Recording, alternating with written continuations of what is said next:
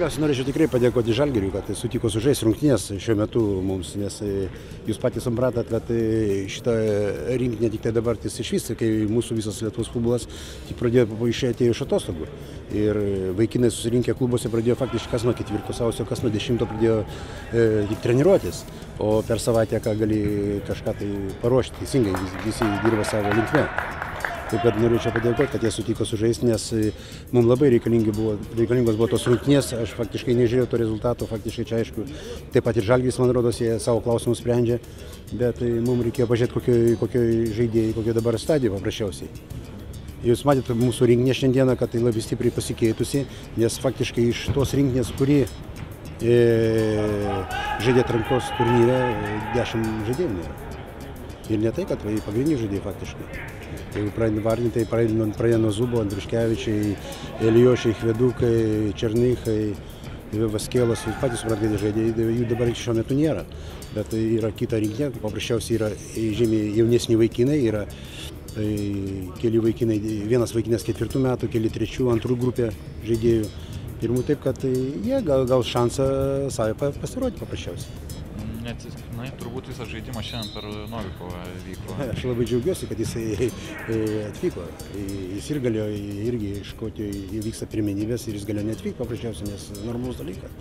Bet jis labai trokšo, turi labai didelį norą pasirodyti ir jis į savo savybės geras parodė, kad važiavo žaisti iš Lietuvos rinktinės paprasčiausiai. Ir šiandien matėme tos rungtynės, atrodo draugiškos rungtynės, bet aišku, iš tų dviejų komandų faktiškai Novikovas vienas iš ryškiausių buvo šiandien rungtynėse. Tokie, kaip pasakyti, žaidimą vedė, matėsi individualiai veiksmai ir taip, faktiškai mumis toks yra, tai sakant, kozeriuką turim Novikovą. Aišku, negalima nuvertinti, yra ir Brokas, Žulpa yra, suprantate, yra taip, kad ką mes turim stoji žaisime šiuo metu. Galvoju, kad gerai sužaidėm, kaip pirmas rungtynės, kai kurie iš jis pirmą kartą rinktinį, tai manau, tai, kad gerai sužaidėm tikrai ir turėjom šansų įmušti ir tokias klaidos gal biški vaikiškas buvo, bet tai nebijo žaisti, viskas gerai, žiūrėsim, kaip Rusija bus.